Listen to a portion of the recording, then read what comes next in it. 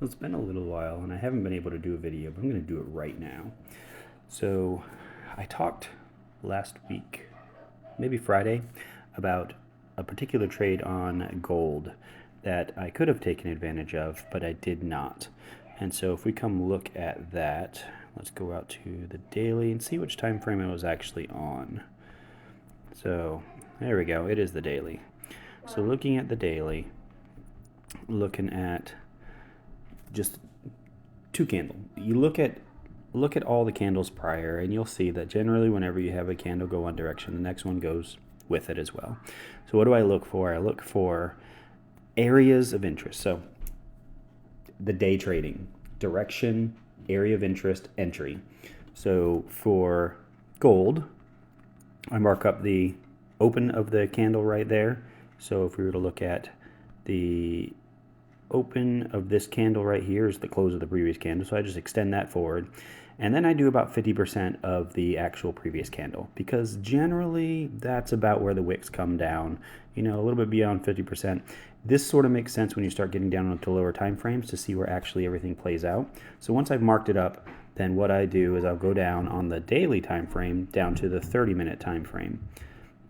From down here, I'm just looking for areas in the past that make sense on where I can actually see where price is going to go. And so get a push down into that area right there, and we get a strong reaction from there, which would have been the entry after that. The idea being, once that reaction happens and continues on the other direction, that is the wick of the previous candle, and we should go up from here. So that would have been a nice 1 to 2 if I was able to get into that, but that's that. Bitcoin was the same way, and I was actually in this trade doing the exact same thing, but instead on the daily and the 30-minute, I was on the 4-hour and 5-minute. So previously everything had looked like this.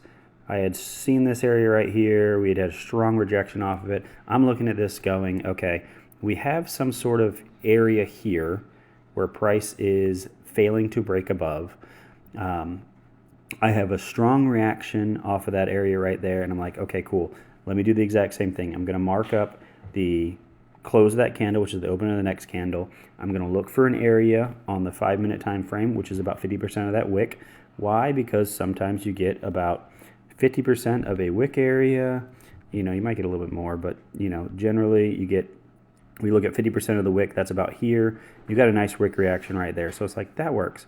So that's what I was going for, and price never actually made it that high. But what I did notice is that price had already started to flip the other direction, and I was trusting in the idea that this was the wick was already created and price was going to continue on from there.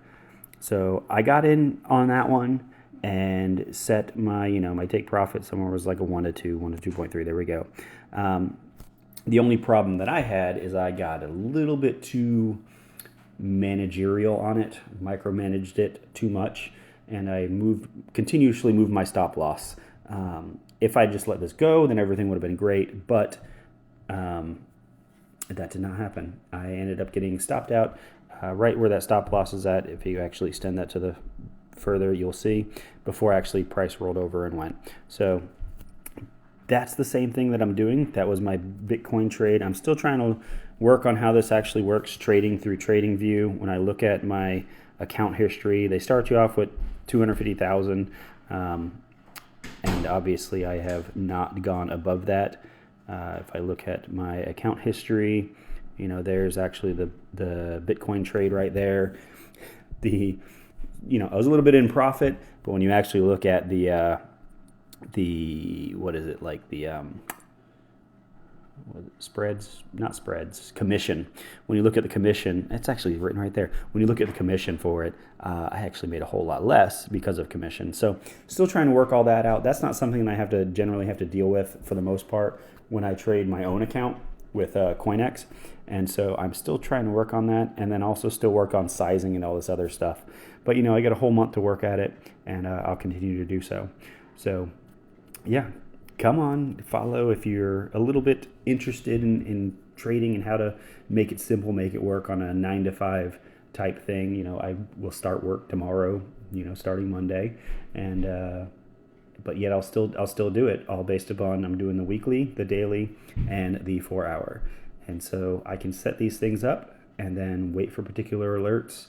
Take a little 5-minute break if it's actually during the work period. If it's not, then it just works out better, because then I don't have to. I don't have to sit here and watch the charts though. So yeah, come along. Look forward to seeing you guys. If you have any questions, jump on Discord, ask a question. Once again, I don't care if you stay there. You can just come there, ask a question, leave. I hope to just share some value on what I know and what has come to work for me. Hopefully I can find something that will work for you. But it's not something I'd like to encourage. It's not something that's just going to make you rich quick. It is going to take some time. It is going to take some commitment. So be prepared for that. Good luck.